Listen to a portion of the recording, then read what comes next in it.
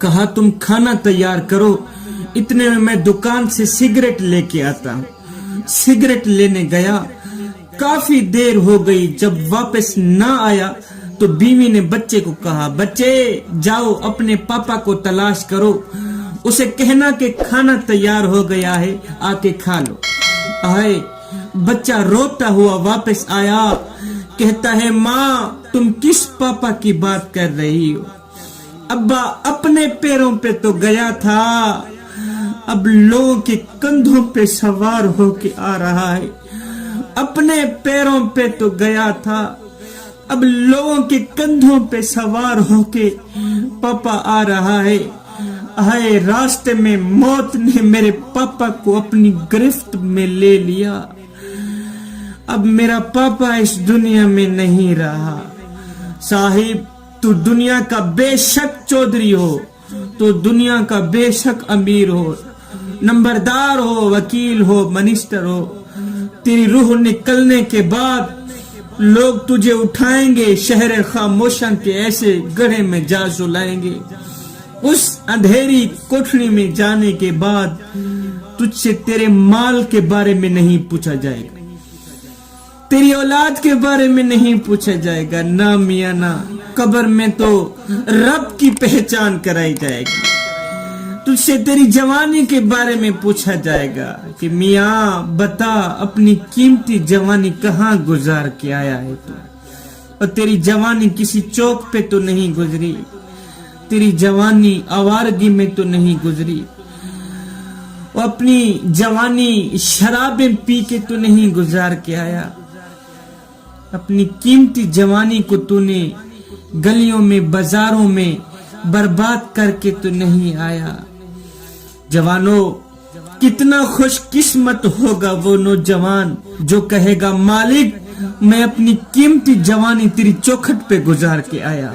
صاحب ایک یہ جہان ہے، ایک وہ جہان ہے، ان دونوں جہانوں کے درمیان فاصلہ ایک سانس کا ہے، اگر سانس چلتی رہی تو یہ جہان، اگر سانس رک گئی تو پھر وہ جہان۔ جوانوں میں مردوں کی بستی سے زندوں کی بستی میں آیا ہوں، راستے میں مجھے شہر خاموشاں والے ملے، بڑے بڑے رئیس، بڑے بڑے امیر، وہ لوگ بھی ملے جو اپنے بدن پر چٹکی مٹی کی بھی نہیں پڑنے دیتے تھے، جو گرمی کے موسم میں دھوپ میں نکلا نہیں کرتے تھے۔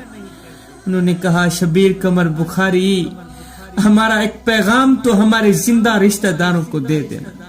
انہیں کہنا او نادانو ہم بھی بڑے رئیس تھے، بڑے امیر تھے، ہم بھی بڑے مالدار تھے، بڑے چودھری تھے، مگر افسوس ہمارا پیسہ یہاں کام نہ آیا۔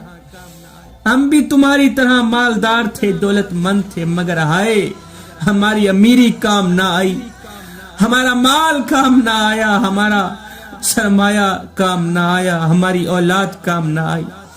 جس طرح تم غفلت کی زندگی گزار رہے ہو، ہم بھی اسی طرح غفلت کی زندگی گزارا کرتے تھے، مگر ہائے یہ تو قبر میں آ کے پتہ چلا کہ ہم نے تو سمجھا تھا قبر میں مال کام آئے گا، اولاد کام آئے گی، مگر افسوس جب فرشتوں نے غصے میں آ کے کفن کھینچا تو آواز آئی او نادانو یہاں ڈالر کام نہیں آتے، یہاں تو محمد کی غلامی کام آتی ہے۔ گھڑی کی ٹک ٹک کو معمولی نہ سمجھیں صاحب، یہ زندگی کے درخت پر کلہاڑی کا وار ہے۔ صاحب تیری زندگی ایک کتاب ہے، اپنے ہاتھوں سے ایسا کچھ لکھ کے جانا جس کو پڑھتے ہوئے کل قیامت کے دن تجھے شرمساری نہ ہو۔ کسی گھر میں ایک بچہ پیدا ہوا، اسی دن ہی فوت ہو گیا۔ اب گھر والے رونے دھونے میں مصروف تھے، ایک اللہ والے بزرگ کا، فقیر کا وہاں سے گزر ہوا۔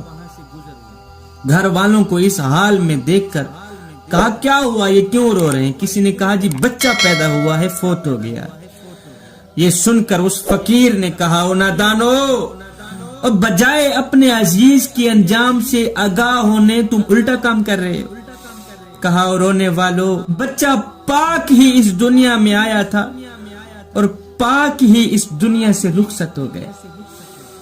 پاک ہی اس دنیا میں آیا تھا اور پاک ہی اس دنیا سے رخصت ہو گیا.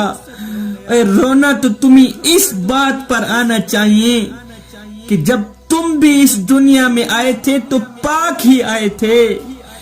ہائے پتہ نہیں جب اس دنیا سے جاؤ گے پاک ہو کے جاؤ گے یا ناپاکی کی دلدل میں پھنسے ہوئے جاؤ.